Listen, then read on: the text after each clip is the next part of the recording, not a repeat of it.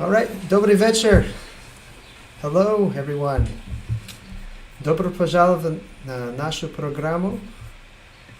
Меня зовут Мэтт Томпсон, я атташе по вопросам культуры и прессы и образования в американском консульстве в Екатеринбурге. Если вы впервые с нами, добро пожаловать. Пожалуйста, пишите нам в комментарии. И кроме того, я хочу напомнить вам, что мы ответим ваши вопросы во время программы. И just say hi to us as well right now. We'd like to hear who's on. У нас есть очень специальные гости из Нью-Йорка. I want to show you a little clip.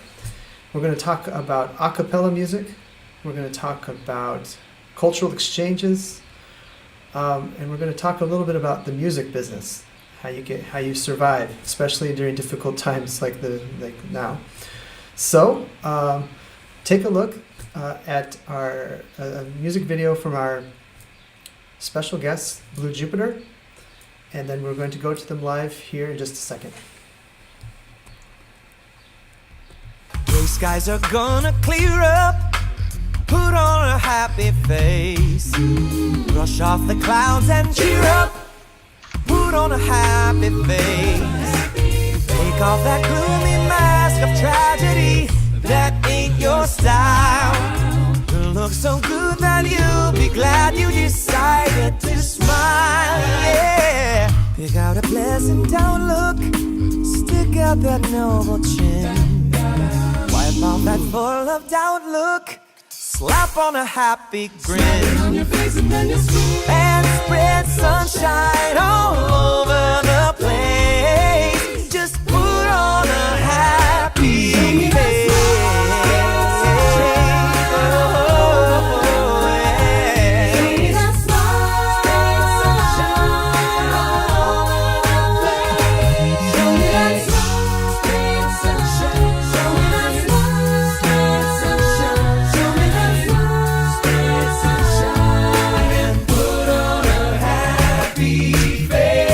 Are gonna clear up. Put on a happy face. Brush off those clouds and cheer up. Put on a happy face. If you're feeling cross and bitterish, don't sit there and whine. Think of banana splits and licorice and you'll feel fine. Yeah, you'll feel so fine. Whoa, I know a girl so gloomy. She'd never laugh or sing. She wouldn't listen to me. Now she's a mean old thing. So spread some sunshine all over the place. Just put on a happy face.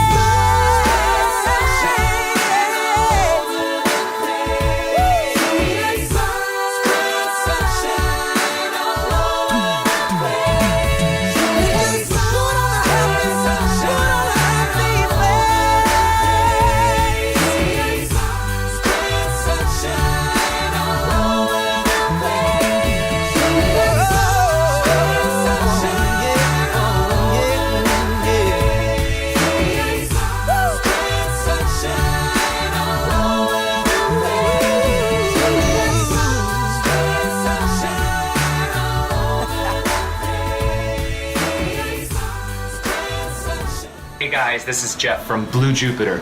Thanks so much for checking out our video for Put on a Happy Face. We had so Sorry, I screwed that up. So welcome, Marty and Diana. Welcome to our program that we have every Thursday night.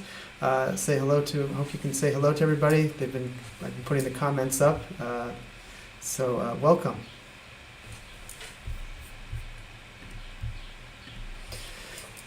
Well, first of all, we haven't seen you since December. You came out here to Russia for a week or two. But how are you doing right now in New York?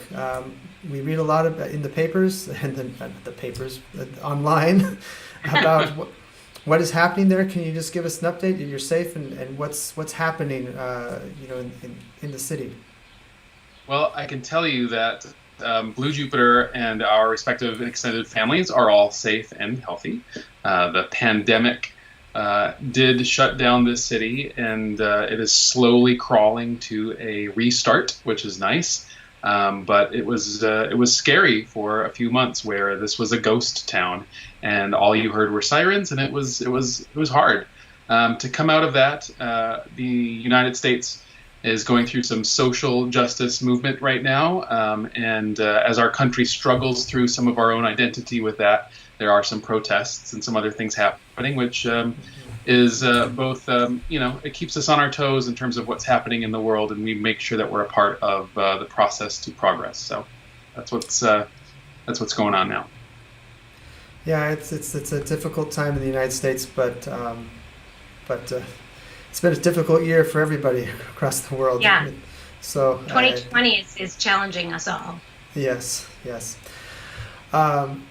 Keep on saying hello. Tell us. I'm talking to our audience. So it's kind of hard for me. I see them, but I'm not in the same room as them. And then you're over in New York, so I'm getting used to this sequence. Well, we're all here to hear a little bit about a cappella music. And revisit some nice memories you had over the last year in 2019 when you came to Moscow, and then you came to Yekaterinburg in Chelyabinsk.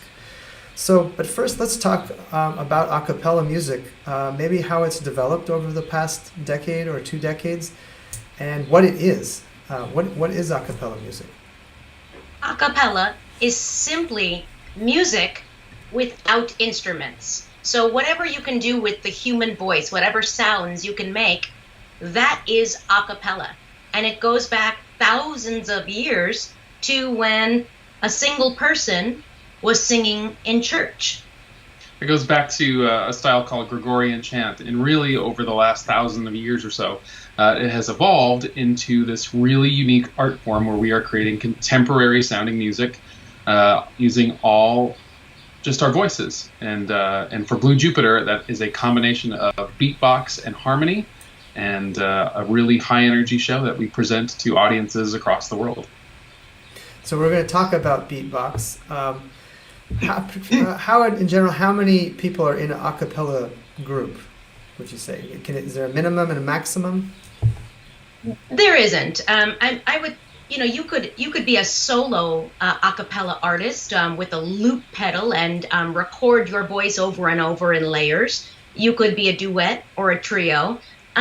Commonly, in a lot of hobby groups in college and groups after college that do a cappella for fun, there's anywhere between 6 and 12 people. Mm-hmm. There are a handful, literally a handful of groups that do it professionally, and they tend to have a smaller number of people, 6 or less. Blue Jupiter is 4 members. It's Marty and I, and 2 other gentlemen, Jeff and Jonathan. We actually had Gabe come with us to Yekaterinburg for that tour, but so he subs in for us as well sometimes. But it's always 4 people, and we sing 5 parts because Marty does the beatbox and the bass, the very low notes, at the same time. I listened to that first song, and when you're listening to it, I know it's been recorded, but it's hard to imagine that there's not instruments going on in the background, because you hear the synthesizer and the beats, the percussion, and I think it can trick the mind to think, oh, that's a full band. They're singing over dubs. We take that as a very big compliment. And at every show, I stand up front and I say, a cappella is music without instruments, and everything that you're hearing on stage from Blue Jupiter is just 4 mouths and 4 microphones. And we even pull the microphones away so people can hear us for a quick second without that amplification. But no matter how many times I say it during a show, afterwards people come up to us and say, hey, but who's playing the music in the background? Or that background music was really loud. And we say, there is no DJ back there. It's just our voices. Mm-hmm. It's amazing. I wanted to interrupt here just to tell our audience, this is the first time we've done this. We've done about 7 of these shows now. And I went to the consulate today. And there we have many, many gifts And right now we're not going out and we're not able to give those gifts. So, in person. So tonight, I'm looking for a really, really good question, really interesting question. And I have a very nice mug here. It looks like it needs to be, something needs to be drunk out of it. Maybe tea or coffee, vodka, if that's what you drink at night. So, I'm talking to the audience. If you have a great question, I will see it on the screen, and then we will contact you through direct message and find out your address and send that to you. So, or Misha says, or beer. You can put beer. You can put anything you want in it, anything legal. So, could we get a little demonstration, a singing demonstration, to see how you work harmony and how you sing together? It can be very short. It just doesn't need to be real big. Sure. Now, understand that normally Marty and I don't sing duets together. There are 4 of us, and we sing 5 parts. So you're only going to have 2 or 3 parts right now if we sing. You'll get an intimate glance at how at least half of the band comes together with a little song. This is a Cyndi Lauper song called Time After Time. It's a stripped down. Yeah. If you're lost, you can look and you will find me. Time after time. If you fall, I will catch you. And I will be waiting. Time after time. Time after time. How long now? Time after time. Ooh, time after time. How long now? Time after time. Wonderful. I'll give you the applause because they can't hear you, but I can hear. All right, we have a good question. When people write in, I think we should go straight to their questions. I think it's more interesting. So I would love to answer questions. Says, what is the best and possibly the most challenging thing about performing abroad? Because I know you've been all over the world to sing. I think certainly the best thing about performing internationally is just from a selfish point of view that we get to experience and understand other people's culture. It is very easy for us to sort of live in our bubble of our culture and our way of life and our friends and think that that is the only way that life goes on in this world. But what I love about entering a country, when you get off the plane and you see that all of the signs are in a different language and everyone's moving kind of at a different pace and there are different cultural norms with how you're even interacting with each other, it feels very foreign. But then you notice right away the connections and the commonalities. Families, kids, people are working, going to school and going about their lives. And then you realize that this world is very, very small. We all are doing the same thing, doing our best to get by. And it's really, it's rewarding and gratifying to know that like we're kind of all in this together. You get a sense of such isolation when you don't travel, but when you step out of your country, you see that we're all like kind of the same people. I also want to say, Matt, that our last tour, international tour, we went to Costa Rica after Yekaterinburg a month later. But when we were in Yekaterinburg, it was very, very special. Moscow was wonderful. Yekaterinburg was even more wonderful because we had a very local experience. We got to not only perform, because that's always nice to perform, but we got to really connect with locals there. You and Masha did an amazing job of, really helping us connect with people that live in Yekaterinburg. We got to sit down and have conversations. Sometimes we didn't even speak the same language. Sometimes they spoke no English and we spoke no Russian, but we would sit down and have a meal together with a translator. And it's some of our fondest memories of ever being on tour in 15 years of touring. That's wonderful. That's good to hear. I think people really enjoyed your visit as well, and we did I did too. So we got a lot of questions, so I'm going to try to get to them. Anastasia says, is it difficult not to stray from your line when you hear a person next to you singing a completely different part? That's a question I've had. How do you do that? It is tricky. So I will tell you that when we perform, almost always, for one, we have in-ear monitors, right? So we have these earphones that we have in our ears, which is connected to our microphones. So what we're listening to is like really close and intimate versions of everybody playing right inside of our head. Yeah, we really want to hear each other. Because there is no instrumental background to rely on in terms of pitch and rhythm, it is important that as we learn our songs that we understand where our part fits with the others. And we rely on where their parts are so we know where to put ours in, and then it makes sense. If it sounds wrong while we're doing it, then we know that there's something incorrect happening. But Marty, when you sing in high school and when you sing in a college choir, you do tend to sit in clusters with your voice part, your high soprano part or your low bass part, the tenors and the altos. They tend to clump together so you can all hear each other, and sometimes you even separate in the room so you don't get messed up by other people. But that's one of the benefits of being a larger group. You know, when you have a group that is, say, 12 or 16 people, you can have 2 or 3 people on a given part. There's never 2 people on the same part in Blue Jupiter. And in fact, we pick apart songs where if we realize even one note we're crossing over, we change it. Wow, I'm sure it takes a long time to develop this. I mean, it's easier said than done, I know, but that's interesting. There's a bit of a formula too, Matt, about how our music comes together. We think of, like, you have the lead, and then we have the sort of the drums and the bass. So we have the rhythm section and we have the lead. And then in any given, from just a really basic music theory standpoint, any chord has 2 more chord tones that are possible. And so that usually fills out what notes we choose in our arrangement.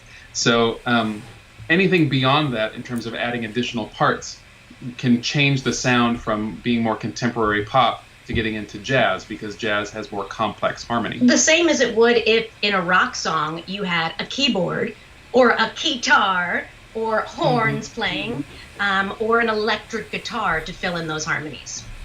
Wow. This is fascinating. I'm also having to read. There's so many questions coming in. I have to see. I'm listening to you and seeing them. Take a second, bounce around, but I'll look too and see if there's anything here. What is the biggest distraction as you're doing beatboxing and singing? I think we kind of talked about this. Is there a high probability of making mistakes and interfering, and how do you control that process? Practice, I would assume? Practice for sure, for a degree, but if you think about how drums and bass relate to each other within contemporary pop music, they are part of what we call the rhythm section, because they are very much in sync with each other. So if you listen to your favorite pop song on the radio and you listen to where the bass notes are being played and where the kick drum of the drum set is being played, you will find that often those things are together. So it is not so much that I think of them as independent parts and that they have to be put together, but really that they are kind of the same thing. It is more like, I almost treat it more like I am playing pitched drums as opposed to singing bass and doing drums at the same time. That's an interesting way to look at it, yeah. There's another question. How many instruments can you imitate? I think that you guys don't imitate instruments. Yeah. We can poorly, but we really have to give credit to one of our members, Jonathan. Yeah. We call him our human orchestra. And if he were here, we would have him demonstrate different types. He can not only do a great trumpet horn, but then he could do a muted horn. And he could do a marimba sound. And he can do a really great guitar, electric guitar. Yeah, and then what's great about Jonathan, too, is that if there's something that's not in his wheelhouse, I mean, he's not afraid to be a fool and just figure it out on the spot. So yeah, he's got that on lockdown. Very cool. I have another question from Alexei. What is the best thing that's happened to you during this period of self-isolation? We slept.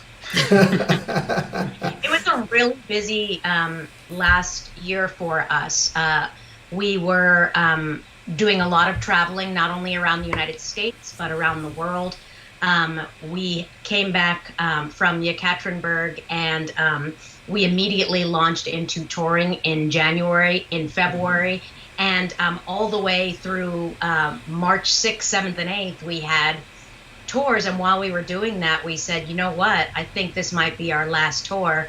We came home the next day, and I think our daughter went to school for one more day, and then we were in self-isolation. I think this is day 84 for us. Wow. So being in isolation, yes, we joke, we've been able to rest a little bit because it's been a busy year, but we've learned to do things like this and connect with people. It's been nice. It's been a forced reason to sort of make connections where you sort of take them for granted, and then maybe a year would have went by before we would have even connected with you, Matt, because that's just how life works. But because we are confined to our which is silly because we love Matt. Which is silly. That would be ridiculous. We're actually moving in. We'll be there shortly. Nice. Come on over. We have another question. We have two more questions here. How do you tune to the right sound when you don't have an instrument? Okay. First of all, I want to say exactly. Yes. We have no band. When you figure that out, you let us know. We say we can use that to our advantage, and it's also a detriment, right? It's like the greatest thing that we are the band. There is no one else. I thought you were going to get a pitch pipe. I did. Oh, you didn't. So this is how we start every song. So you'll hear, we usually hide it on stage, but we'll start a song, and suppose it's in the key of E, and then that's where we start. And as a band, we try to maintain that throughout the song. I'm programmed to now sing highway because you've blown that right, pitch. That is, yep. Right. It's innate in us. We hear that, and that's it. That's our pitch, and we know exactly where that needs to live. And so let me say that even if we get off pitch in a song, as long as we all go together up a half step or down a half step, you will not know as an audience. Mm-hmm. Even a trained audience, if we sing for a group of singers, they're not going to know as long as we stay together. Exactly. Now we know, and we give each other, if we're even a quarter of a step off, we're like, we got to keep that, more in pitch. But some of our songs are arranged intentionally to highlight the absolute ranges of our band. So in one song, it like the highest note that Diana belts comfortably that we need at that powerful moment at the apex of the song at the highest chord is great. But if we've drifted sharp as a band, which we did once or twice, which we have because we've sang more that than once or song twice. A lot over the past 10 years, and when I realized, and actually we didn't drift. I started that song one time like a whole step too high, and that happens. And usually I'm an actress, and I'm very into the message of the song, and I wasn't that performance, and I thought, oh my God, I won't be able to sing the high note when it comes up. It was fine. Adrenaline got me there, but I think I even remember that specific performance, and I think that Diana kind of she looked at me like, what will I do? Oh no. I was like, oh no. They all Jeff, Jonathan, Marty, they all looked at me like, you're on your own. There's an element that we're just like, all right, buckle up. Yeah. Here we go. We're going to see what happens. Just do it, and it was great. Yeah. You just pretend. It's show business, you just go. The show goes on, you fake it, and you act like that was what it was supposed to be, right? Exactly. Lots of nice comments here from Alexei, from Dimitri, who is your interpreter in Yekaterinburg. Oh, hi, Dimitri! So, we actually talk about Dimitri all the time. We say how cool you were to work with, and we still talk about you, Dimitri. Yeah, I was watching a video of that radio interview, and how just you seamlessly interpreted while we spoke super fast English, and you were just hand in hand with us. It was amazing. Yeah, Dimitri needs to be in the band with us. You could take him, the Russian interpreter everywhere. Yes. So let's just transition quickly, and then we're gonna want to show a clip from one of your Moscow trips. But right. I think one part that's really interesting about you is that you've been able to sustain a career for quite a while, doing what you love, singing, performing. But I know it's not as simple as you just go out and you sing. You have to be an artist, and you have to be a business person. And maybe talk a little bit about your Oreo cookie story as maybe a good example of how to be a persistent entrepreneurial musician in today's market. Let me start by saying when Blue Jupiter first began, Diana was not involved at all. We didn't know her, and it was me and 3 other gentlemen. And we were fun musicians that loved to make music, and we were kind of geeked out about making cool harmonies and chords, and we didn't think really about how we could make a sustainable career. And then we met Diana as she and Jonathan at the time, because neither of them were in the band at the time, invited us to perform at a festival that they were producing. And then following that performance, we recognized as a band that Diana had a lot to offer us in terms of management and career advice, because she had been an established Broadway actress. She toured the world as her own performer. And so we're like, maybe if we could convince you, you would manage the band and help us become something that we aren't. To which I kind of thought was ridiculous, because I was in the middle of doing my Broadway career, but I did fall in love with Blue Jupiter. And when Jonathan presented me with all these a cappella groups to headline our music festival for charity, Sing Strong, I said, Blue Jupiter really was my favorite. Irrelevant of me, because I was nothing to do with them, but I did really love them. So I gave them a lot of advice, and I agreed to coach and manage them. And they moved to New York City. And I thought, if you guys are going to make this commitment to move from Nashville, Tennessee, all the way to New York City and really make a commitment to me as your manager, I'm going to commit to you, and we're going to do this big time. So I said, there's a competition for Oreo cookie jingles.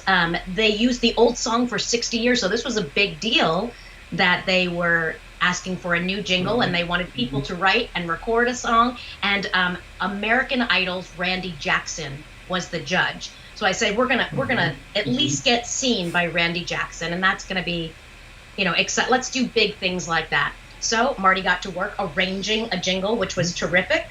I put the boys together with how we're going to stage it on stage, of what they're going to wear and look like, and we recorded it and sent it off to Hollywood for them to see it. Out of 10,000 entries, we got a call a few weeks later that we were being flown out to Los Angeles because we were in the top 10 finals, which that alone was just so exciting. We flew out there. We actually got to sing in front of Randy Jackson, which was great. And he chose us, Blue Jupiter, as the winners. We immediately got the big cardboard check for $10,000, and the balloons fell, and we got whisked off in a limousine to Randy Jackson's studio, where Blue Jupiter recorded the Oreo cookie jingle that was going to play on air for a few years. And it was really exciting. That kind of is the second official launch of Blue Jupiter. And right after that, the next day we flew out to Okinawa, Japan, and started our first tour of Asia in Japan, and then Hong Kong, and later in Shanghai. And it really felt like that catapulted us. When we got home 2 weeks later, I'm something called a voiceover artist. I am the voice that you hear on commercials, on TV and radio, mainly around the country, but also sometimes internationally. I got home and my agent said, "You have an Oreo cookie audition today." So I went to a studio in New York City, and I thought, there's no way they're asking me to audition for Blue Jupiter. So I didn't say anything. I got there and I hear Blue Jupiter in the background, and I'm saying, "Hey, here's Blue Jupiter, winners of the Oreo cookie jingle contest." And so I auditioned, and I thought, wouldn't that be a hoot if I booked it? I did. And the next day, my agent called me and said, "You booked this. Why didn't you tell me it's your band singing in the background?" So it was really meant to be. I think that moment really shifted our perception as a band from being something that was like, we wanted to create really great art, to something that was like, we could try and make this commercially viable and also create great art. And it just changed our perception, and we started operating ourselves a little bit more like a candy store and less like a civic opera, where we were going to go out and try and sell our music, both in terms of performance and actual recorded music. And eventually it turned into, we have a show, a product to offer. Just as if you were selling, your candy, or selling, your goods that you created. And now, when people, Marty does most of our arranging. Jeff and Jonathan do a little bit as well. But making music on stage, but that's the best, and connecting with the audience. But most of what we do is really, chatting with clients and agents and selling our product, and so they understand what to expect when we get there. To help them understand that we won't need a piano player behind us, and we won't need a drum set and things like that, and explaining what we do. Well, I know it's hard work, but through all that, I heard that you're doing voiceovers, you're doing teaching, you're doing performing, you're hustling, and I think that's probably what you have to have, no matter what field you're in, as an independent in entertainment. person. A lot of people have a side job, but in New York City, no matter what you do, whether you're a dentist or a beatboxer, you have what we call a side hustle, a side job. I think one of the big things that has changed in the music industry in the last decade is that people stopped paying for music. You used to go down to Best Buy or a record store, 10, 15 years ago, and you would actually hand someone $15, and they would hand you a piece of plastic bag for 20, and you would have an album that you purchased with actual money. And that model has shifted because you don't buy music anymore, you stream it. And unfortunately, the media conglomerates of Google and YouTube and Apple Music, some worse than others, just do not favor the artists in terms of distributing the money that they receive in their streaming. So creating music is not nearly as profitable as it used to be. So you have to rely on live appearances, for one, other merchandise like t-shirts or coffee cups or something like that. But you have to diversify it. And that is why Diana does voiceovers. That is why I also do live sound engineering and studio recording of other groups and other bands. But what's nice is that Blue Jupiter has become a vehicle for us to display our other talents. So even though we might not have, we're not, super famous doing giant stadium shows across the world like Beyonce, but we are able to maintain a career in music and entertainment. And it is nice that all the things that we do in Blue Jupiter for all four of us are related to entertainment, which is rare in this day and age. That usually you are a bartender or a waiter and you do music for, a hobby on the side. And we're very lucky and very blessed that we get to do entertainment for a living. Yeah. Well, we're lucky that you're doing the type of art that you're doing and the music you're doing. I want to just, sometimes I have to do some plugs here, so I want to make sure that наша программа, I want to tell everybody, наша программа сегодня пройдет на английском, да, без перевода, как в прошлой неделе, но вы сможете посмотреть программу с переводом на русский на нашем канале в YouTube, но через день. Если вам понравится эта программа, заходите на наш YouTube channel. All right, so got that. Let's go to a clip of you in Moscow in the winter. So this was around Christmas time. I want to show just people. I think that this was a fun clip. Hey there, we're Blue Jupiter from New York City, and we're here in beautiful Moscow, Russia, wishing you a Merry Christmas and Happy New Year. 1, 2, 3.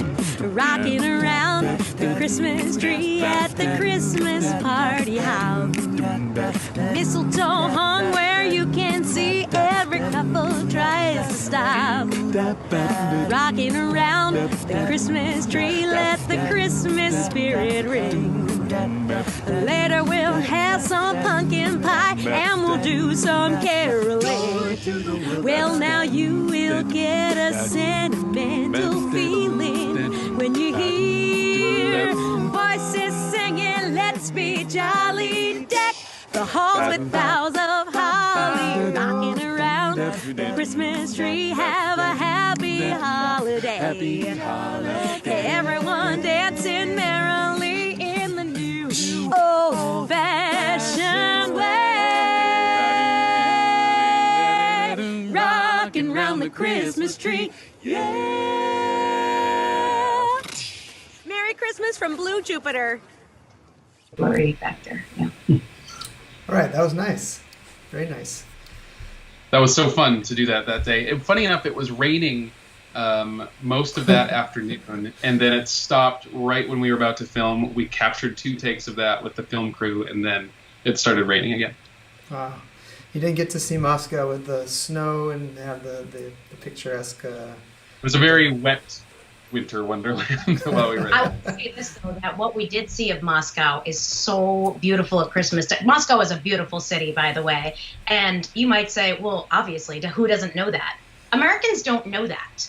You know, Americans, by the way, we stood in front of St. Basil's Cathedral, right, for that promo. Every American, and I mean everyone, thinks that's the Kremlin. They don't know the Kremlin's over there, and that's Yeah. Yeah, we had our tour guide in the spring when we were there.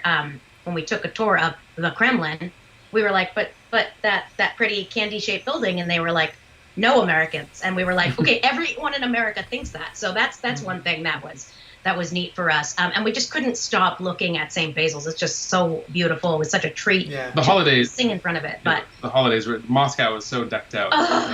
it was decked out in the spring when we were there, also because we were part of this huge festival, and it was like the National Country Day. It was your Independence Day or National Day when we were there in May. That's right. And so it was already beautiful with flowers and just but for Christmas, you guys do it right. Yep. The decorations are superb. Yeah, it is. It's beautiful. We have our audience members. Svetlana says, "Can't stop smiling, looking at you. Pure pleasure to listen to you and singing and talking." Hi! Yeah. So Oh, we love Svetlana. best song ever for Christmas from Nastya, and Ekaterina says, "Great." So wonderful. I want to talk a little bit about. So you came to Moscow in 2019 for I think a spring festival, a cappella spring festival, and Yes. you won crowd favorite, audience favorite. Tell us maybe a little bit about the friendships you made, just briefly about the people you met and what that meant to.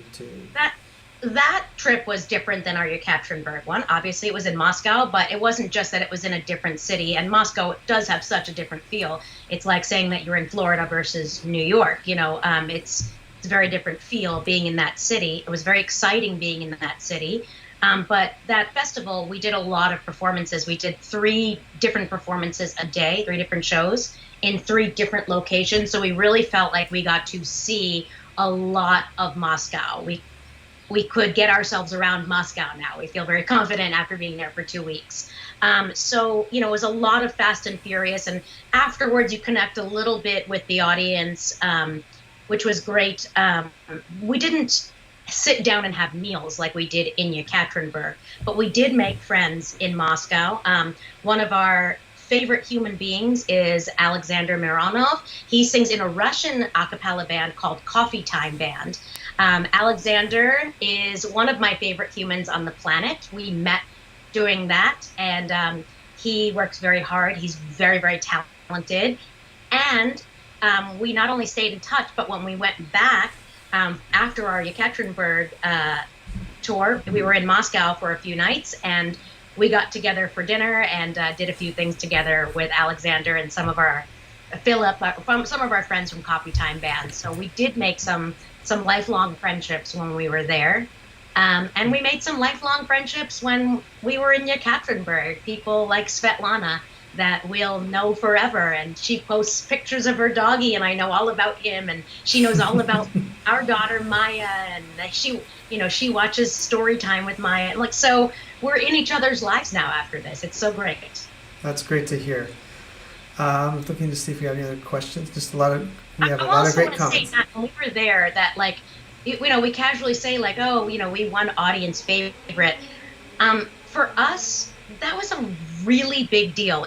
It was even a bigger honor than winning the very top, the grand prize, because the people of there were 200 groups competing at this festival in Moscow from all over the world, but I would say more than half of them were from Russia.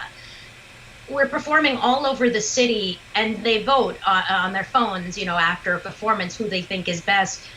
that a Russian group didn't win, and the people of Russia, people of Moscow, the Muscovites chose Blue Jupiter's music. It was really a big honor for us. Wow, that's wonderful.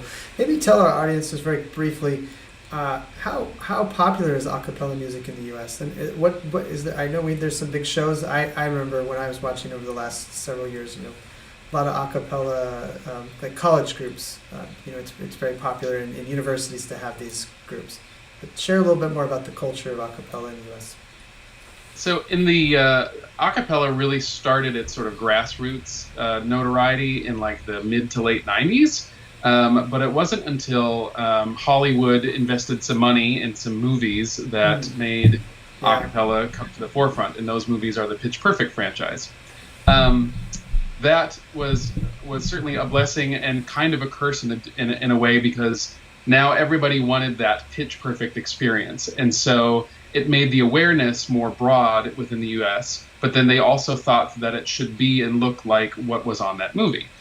So it in some ways, it allowed us to have more exposure, and people started making more incoming calls because people were more aware of what a cappella was. And then that gave us the opportunity to educate those potential buyers and fans and friends that a cappella is more than just what was on that movie. Since that movie, of course, there's been a handful of television shows. Probably the most noted is NBC's The Sing-Off, which brought us their flagship group Pentatonics, which we had the pleasure of working with a couple times in our career. They are very lovely individuals, but the second time that we did a campaign for Oreo Cookie, we were able to do that. It was us, Blue Jupiter, and Pentatonics, and an electronic pop artist named Owl City, Adam Young. Oh, okay. And we did a big campaign launch for Oreo. This was a handful of years ago in Manhattan. And so Marty did the arrangement that we all sang. I cast 500 singers in New York City to come together and learn Marty's arrangement and sing with us. And then Pentatonics, Blue Jupiter, and Adam Young of Owl City stood up front and fronted this campaign. We did a street campaign for Oreo's reinvention, their Wonderfilled campaign. So a cappella now has deep-seated developing roots at all levels of academic. So there are middle school groups and high school groups and collegiate groups, and those, like, to the numbers of thousands. There are now 2,000 to 3,000 college groups in the U.S. Then once people leave college, they want to continue singing, and their sort of hobby and what we kind of define as semi-pro groups that maybe gig once in a while, but their main motivation is to sing together and have friendship their fellowship between them. And then there's just a handful of groups above that are... It really drops off, and it goes from, a couple hundred to, maybe 1,000 groups doing this as like a hobby or a semi-pro, and then it really drops off to, a half a dozen groups in the country who are touring year-round and doing it professionally. We had a question from our audience, Ekaterina. She says, what musicians or music bands influenced you the most? It's different for each of us. I will say one common band that has influenced most of us in Blue Jupiter is the Beatles. So that there's a common thread. And I will say another one is Queen, especially for Jonathan and Jeff and myself with the Beatles and Queen.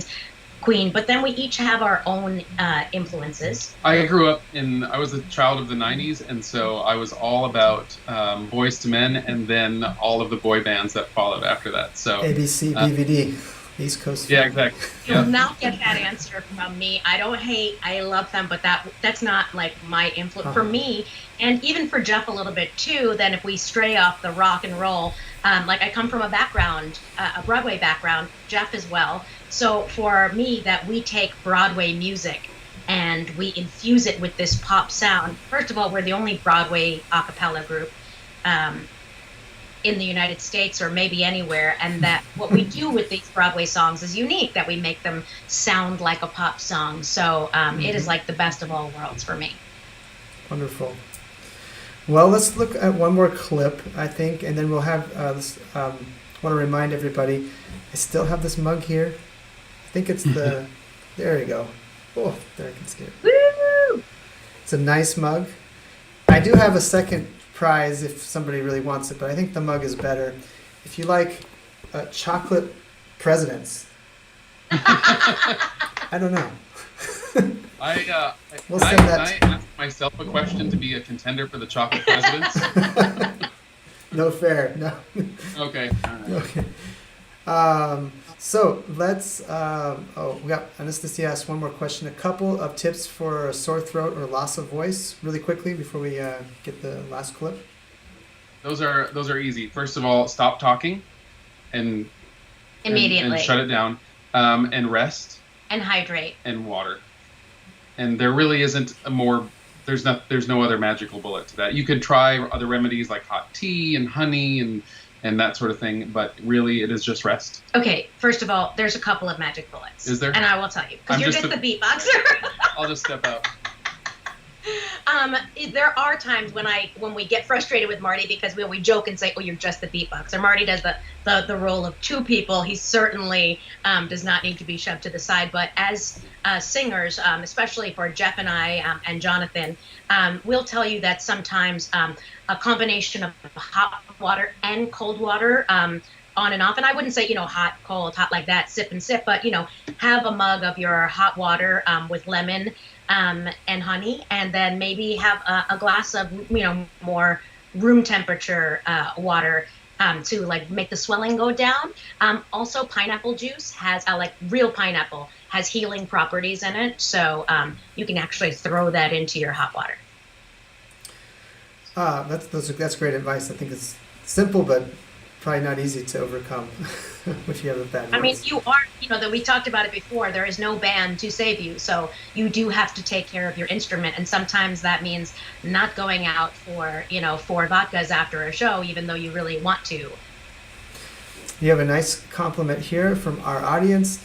He goes, I wasn't a big fan of acapella, but now I'm a big fan, but really, can you guys tell me more to attract me? But there's another question here I want to get to. There's two, and really quickly, is there a band you compete with? I think maybe is there like another band that you really compare yourself to? I'm not sure. And do you sing in other languages? Okay, bands. We don't. There's enough work to go around where there's no competing with other bands that those 4 to 6 other bands that do it professionally. Truthfully, I mean, nobody should think of each other as competition.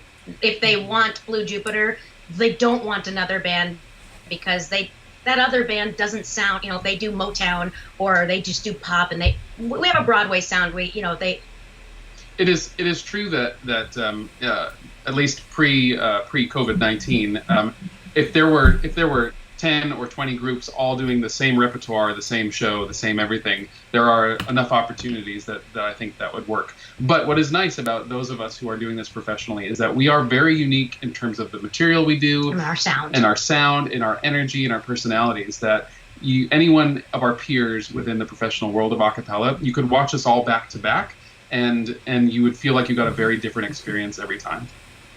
And there is sometimes when we've gotten like one of our 7 tours to Asia, one of them was because they tried to call a group called Take 6. I don't know if anyone's ever heard of them, and they were sticker shocked about how many zeros were attached to their price to come to Asia for a week, and so they said, okay, so your second choice, and we said that's fine. There's a joke here from Maria Taff. She says, does Marty get paid twice for performing 2 parts at the same time? Hi, Masha! No. But I think she knows that I should.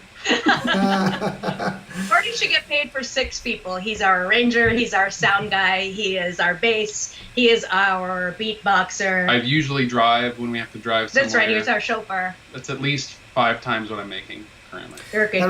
Remind me, can you do some beatboxing just very quickly, like 30 seconds worth?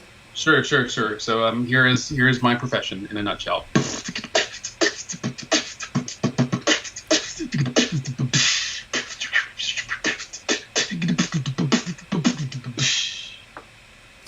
Wonderful. I'll give you another applause for that. That was so good. I did spit all over the walls. Yeah, if you come to the first row of a Blue Jupiter show, it is the splash zone. You No. should hand up. Yeah, Everybody will have masks, just like that's right. right now. All right, That's I'm going to show this clip. This is something you put together when you came to DCAT, and you performed with a local singing group, a youth singing group, at the Yeltsin Center for Christmas, and it was really great. So I'm going to play it for you now. Okay. My favorite.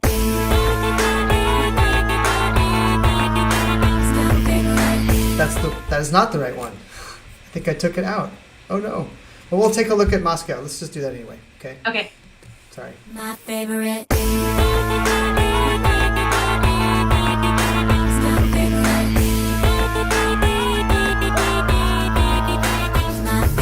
Raindrops and roses and whiskers on kittens, bright copper kettles and warm woolen mittens, brown paper packages all tied up with strings. These are a few of my favorite things: cream-colored ponies and crisp apple street corn, doorbells, sleigh bells, and noodles. Wild geese, they fly with the moon on their wings. These are a few of my favorite things. My favorite.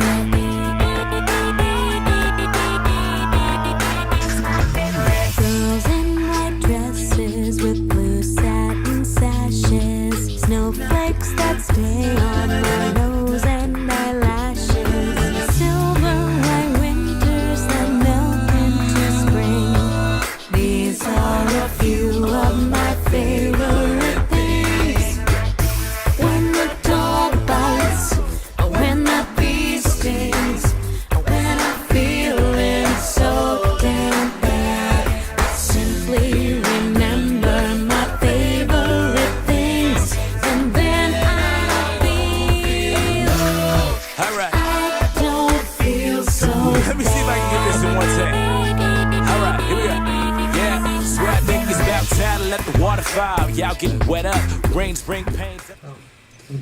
So I think everybody got a taste of what you guys do. We had a couple different styles. That was more upbeat and probably hip hopish, and then you had the Broadway, and then we saw you just perform tonight. So thank you so much, Of course. Yelena. That song that was playing in the background of that Moscow video is from The Sound of Music. So that's a great Yeah. example. Taking this old-timey musical song that everyone knows, and then flipping it on, twisting it on its head to sound like a more contemporary pop song. Like you said, we even have the hip-hop in there. We asked very talented artist James Cannon to do the rap, and yeah. Wonderful. Yelena says, I love the song Little. It's not Little Things. It's Favorite things. Favorite Things. So thank you for sharing that. So talented, says Lori. Thank you. So, I think this goes by so quickly, these conversations, but it's been almost an hour. So I want to ask one final question. What advice do you have for someone who wants to be a performer, but maybe they're not sure they can? It's not, it's not a realistic dream, and it's something that you just do on the side. And what would you say to that person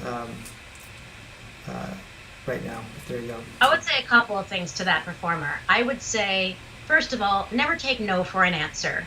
And if you try out for something and that opportunity isn't working, we have a saying in the United States that if one door closes, just build another door, right? I went to school to be an actress and sing on Broadway, and Marty went to school to write instrumental music for films, and Jeff went to school to draw for Disney, and Jonathan went to law school to be a lawyer. But we all found our way to this opportunity of singing music without instruments, and we get to tour all over the world to places like Yekaterinburg, Russia, Costa Rica, Japan, China. So you make your own opportunities if there isn't one at the time. Say yes to everything. create your own opportunities. And I also want to put this out there. You don't have to have a Beyonce career. Do you know what I mean by that? You don't have to be 5. You can sing, and you can also just sing for the love of it. So many people come up to us. I mean, once a week I get asked by people, how do I go pro? And I really ask them, are you enjoying what you're doing? Maybe that should stay at that level where, you have a gig once a month. It doesn't matter how much you make doing it, because you don't have to pay insurance and for thousands of dollars for equipment. You don't have to necessarily take every offer that comes by because you have to pay the bills. Yeah, I think I think some of the key takeaways of our approach to how we've sustained our career over the last well over a decade is that if you have a one goal, like an ending point in mind for your career, everything will look like a disappointment to you if you don't find that goal. But if you instead treat that journey as the goal, as the path, and then open yourself to every opportunity around you, then you can have a very fulfilling and successful career, even if it parallels what your absolute dream is. If your dream is to headline a show at Madison Square Garden and sell it out like Billy Joel or Beyonce, that's very, very unlikely that will happen for you, because there's a handful of people in the world that will ever do that. It's 1% of the 1% that do that. But the pursuit of that might open up an opportunity, or you might be able to work within that same area or genre of entertainment and find that you even excel at something else even better. And I can put one of my own things into this as an example.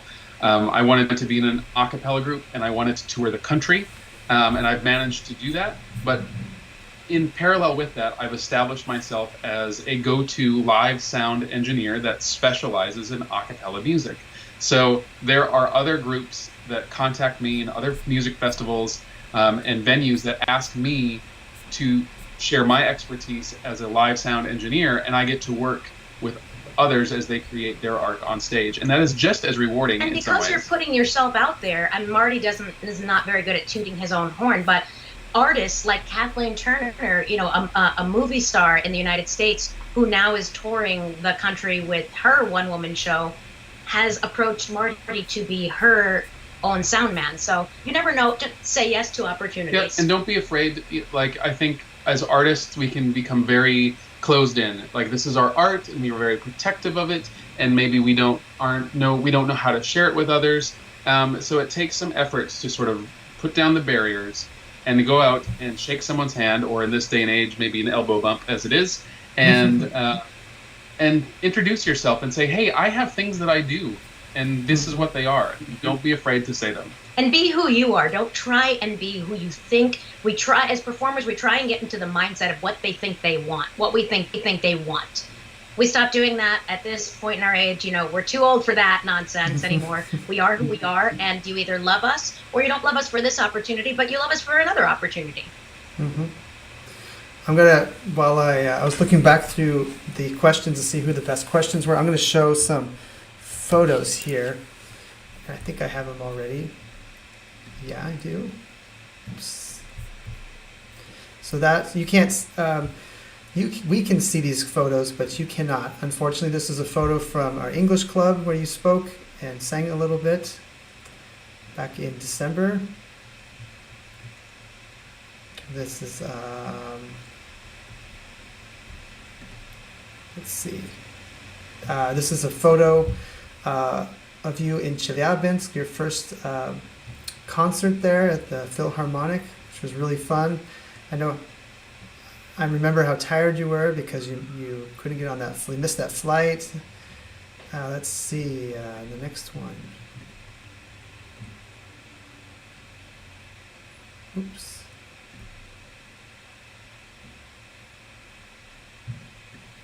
Mm-hmm.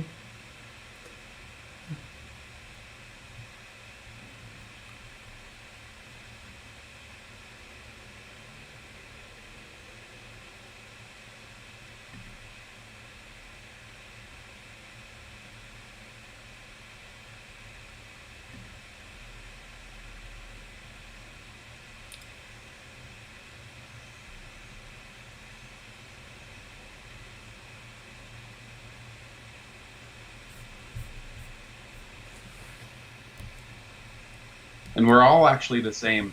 There's a clip on one of our videos that we'll probably put up on our YouTube channel at some point, where we just finished performing at one of the schools, and there were a lot of special needs kids, and maybe I think there were some orphans there too. So it was like a very diverse mix of audience members, of young audience members to that show.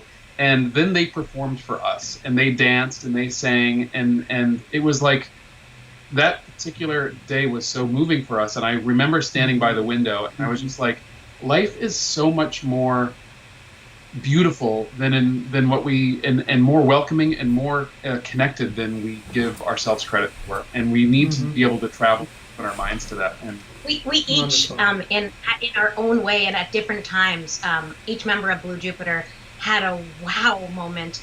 I remember for me it was my very first night in Yekaterinburg, and I was walking arm in arm with Jonathan, and I was just like, this city, we don't know about this city. We didn't know that this is happening in light. There's a whole world here, and we didn't know about. And look at the decorations, and look at the people, and look at the families, and we're the same. We're moms and dads, kids and students, and we have jobs, and we love each other, and we want to go out with our friends. And we had some fun nights out, meeting just other friends that were out together at different restaurants and pubs and stuff like that in Yekaterinburg, and just loved connecting with locals. Well, that's wonderful. I'm glad you had such a positive experience. And we bring that back to the United States with us. Like, people ask us all the time, how is it in Russia? Because they hear that, little piece in our introduction, or they see it in our bio, and we say, how is Russia? That's the one thing they ask us about now. And we say, it was amazing. The people are amazing. And then what are they like? They're just like you, and they're just like me. And we're just, as I can speak at least for America at large, that I think we get so narrowly tunnel vision focused on what politics identify ourselves to be. And that is not, those 100 people that run our country and the 100 people that run Russia, that is not representative of who we are as people at all.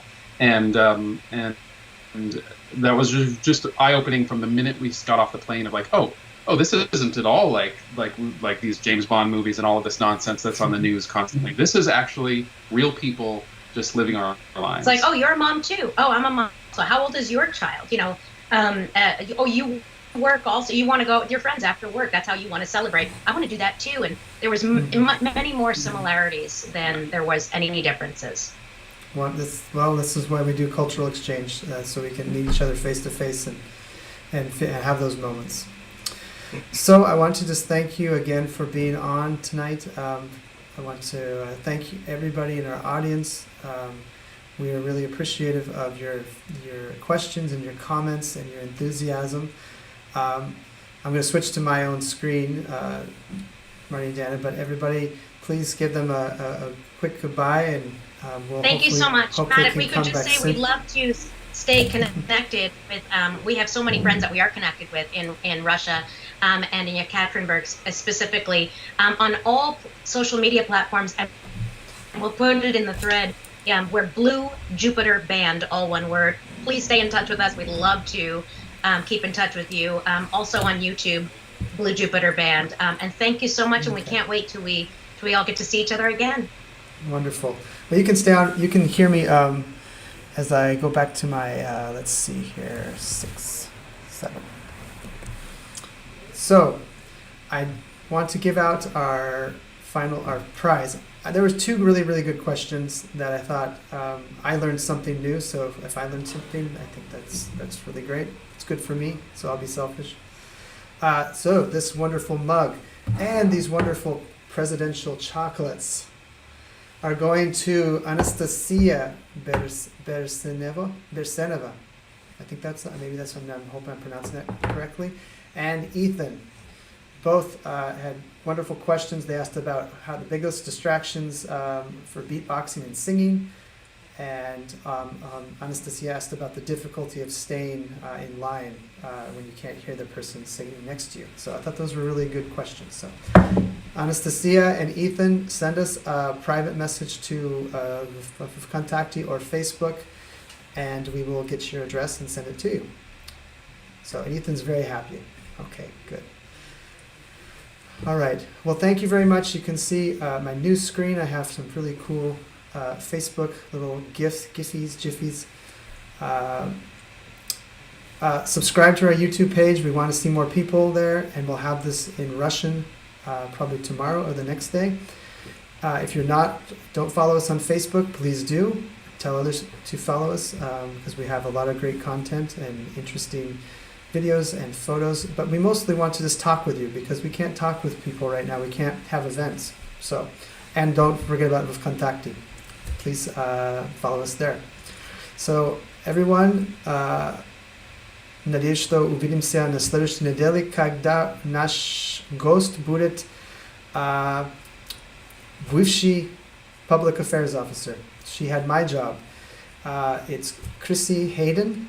She is the public affairs officer in Beirut, Lebanon, but she's back in Washington now, and she's going to cook for us, and we're going to do a cooking demonstration live with her. She has wonderful memories and lots of great things to talk about because she lived in Yekaterinburg for 2 years. So, take care, be safe, берегите себя, and we'll see you soon next week. Bye-bye.